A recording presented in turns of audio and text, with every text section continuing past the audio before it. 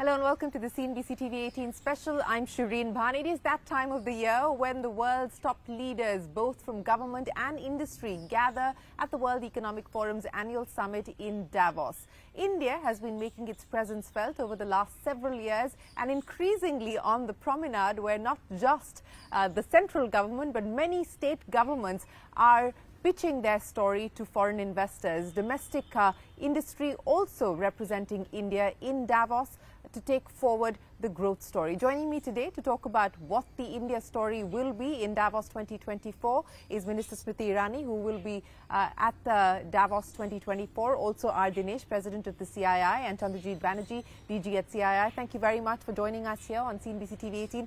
Ms. Irani, let me start by asking you, you were in Davos last year. How different is the story going to be from your perspective to investors? I think Davos last year was about healthcare. Davos last year was about how sustainability is the fulcrum of many in industry.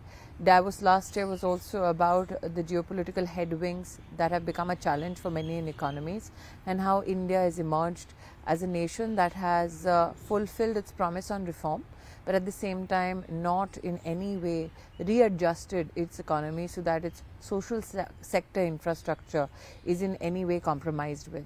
Davos this year signals that this will be a conversation centered around technology. And again, as an Indian, I'm extremely proud that we have become one of the global hubs, not only for servicing technology, not only for innovation, but now many companies look at us as the future of technology and human capacity in collaboration with technology. So I think that will be the buzzword. Well, technology will certainly, along with AI, be the buzzword at Davos 2024. Dinesh, let's talk about the India pitch. We go in from a position of strength, given where we find ourselves as far as the economy is concerned. Geopolitical risks, of course, continue with the tensions in the Middle East flaring up. Last year, it was Ukraine. Commodity prices continue to be volatile. So we're used to living in a volatile world. From an industry perspective, what's the hope? What's the expectation this time around? See, actually, if you really look at it, I think India has now really become a trusted partner in more than or many ways, right? First is from the industry perspective, which is where I think we are now become more integrated with global supply chains. The process had started earlier, but now we see the fruition of that. And second, from the aspect of the strategic and the geopolitical reasons. So I think if you look at it, India has arrived both from the credibility and the trust with which we can look at partnerships and approach. So the transition from incredible India to credible India? Actually, you have put the words exactly where we are looking at. So the theme for us for this year is to move from incredible India to the credible India, where we are going to be part of, I would call it, the trusted network of the world and trusted partners in every way which we can, including what the Honorable Minister mentioned. You know, CB, just to take that point forward, the credible India story is not just at the center. It's playing out across states. We've just seen what's happening in vibrant Gujarat with the kind of commitments that investors are making. We've seen what's happened in Tamil Nadu a few days earlier. Again, a similar story playing out there. And in many ways, this is really the story of India as the states rev up their engines of growth as well. So, as you said, that, increasingly we have seen states' presence in Davos, and investment really comes into a state of India, and the next level of reforms or even making processes, ease of doing business, all of that, a lot lies in the state, and some of the states have done indeed very well.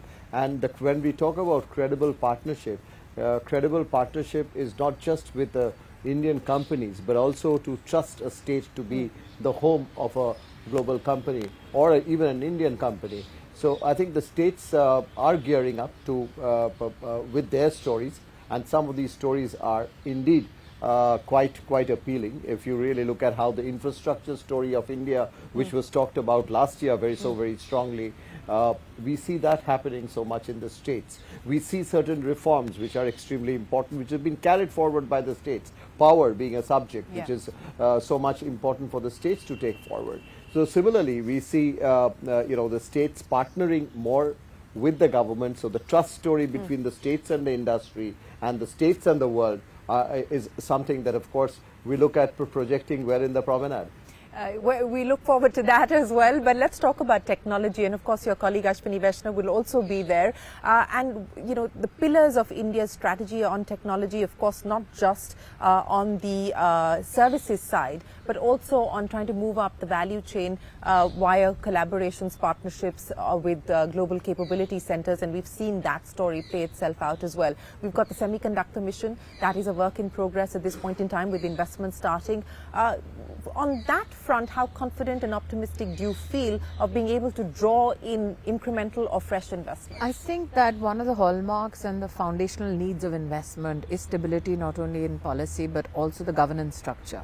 Given how 2024 looks like from a general elections perspective, 40 general elections in different parts of the world, including ours. Well, from an Indian perspective, there is an expectation that there has to be a politically stable government which believes in reform, which believes in collaboration, though there is competition between states, as CB says, and the window to the world that India provides through the Modi government, I think is one of the biggest attractions as far as stability that the investor seeks. The other issue that needs, and you spoke about the GCC segment and its growth.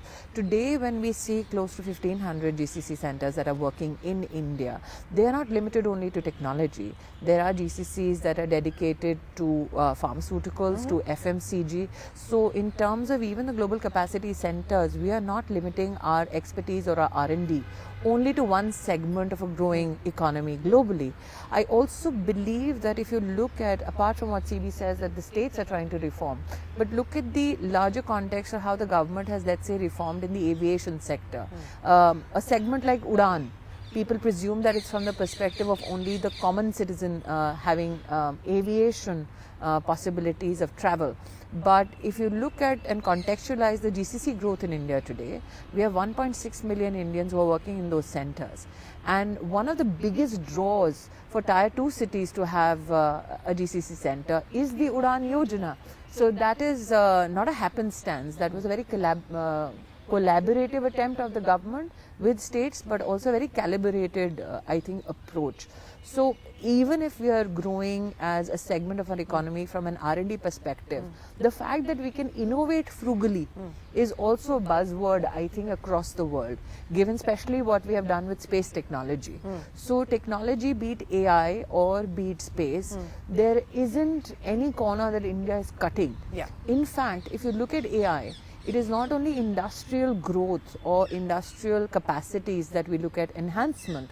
Even from our education budget perspective, higher education in the last year's budget was directed to ensure that through a challenge method in collaboration with states, we provide now AI centers across the country, which means it is not a state that gets an AI center out of the pure demographic or geographical right to have such a center.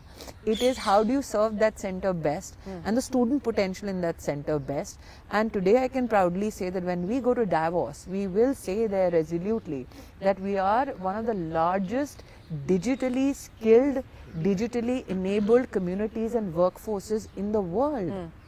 So not only do we take our potential to innovate, not only do we take our potential to frugally research, but the fact that we can meet not only global standards, but have one of the largest labor forces in the world, which has shown that we meet international standards, I think is a big win for India. You know, speaking of wins or hoping for wins, the big hope is that this could perhaps be the big breakout year as far as Indian manufacturing is concerned. That diversification of supply chains has been a work in progress over the last 2 or 3 years and has picked up pace and has accelerated, especially in the past year. You know, we have the Defence Secretary speaking to us on CNBC-TV18 saying that 40% of the procurement will be by private sector companies. Now, in the context of the white spaces that exist in manufacturing, but also the existing spaces where we do enjoy an advantage, what do you see as the outlook for manufacturing? So I think there are 3 elements to this. One is people from the domestic story itself or the domestic growth itself. And I think that the focus on what has happened with the infrastructure spend has meant that there is significant, I would call it, capacities being looked forward to for supporting that sector. Second is, like you said, new sectors like space, like defense, like I would call it even the aerospace sector in terms of new opportunities. So both from, I would call it the current levels of utilization of capacity from existing companies to the new age approach, I think we are very hopeful that you will not only see significant growth opportunities from the manufacturing side, but also the third bit, which is that India has the hub for the rest of the world. So as people come more and more and invest for the domestic growth, then they see this as an opportunity, because I think the cost of doing business in India is now becoming more and more competitive. So not just make in India for India, but make in India for the world. So I think that's where, again, the trusted approach or the trusted partner approach makes a difference. So the domestic growth, fulfilling or making possible an opportunity to be part of other global supply chains. You know, CB, we're also just coming off our G20 presidency. The B20, which you were, of course, very closely involved with, had charted out 9 priority areas. And, of course, India has said that we will set up that global center for excellence as well. What's the progress on some of those, and how do you intend to tell that story in Davos as well? So what we see, you know, this time Davos is going to come. Obviously, the difference is going to be coming after a phenomenal success story of G20 presidency of India, and B20 was a small part of that entire G20 process. And in that, we had leadership positions where we've seen AI was talked about by the Honourable Minister, areas like sustainability, where again India is both from the policy ecosystem front and also where we are walking the talk, so to say. We have become a global leader. Third, from a back office to a front office, and I think that's what B20, G20 has helped us really put us up into that position. Davos will help us in consolidating that, and the institute and the center of excellence that you are talking about is to see how a global center can be based in India, where the rest of the world participates through India to contribute to the world in areas, be it sustainability, to green, to even learning as to how do we finance growth appropriately, which India's success story, the way it did and during COVID and post-COVID, was just phenomenal. So there is a lot of learnings that can go out from India to the rest of the world, and industry can partner, and that's the story that we are going to look forward to. Well, we look forward to seeing you in Davos and continue this conversation on the India story. Thank you very much for joining us with a very quick preview of what we can expect, and we look forward to continuing this chat when we get to Davos. More on CNBC TV18 through the week as we bring you live and exclusive coverage of all the action on Davos 2024. From all of us here for now, goodbye. Many thanks for watching. For more news and updates, all you need to do is follow CNBC TV18 on all of our digital platforms.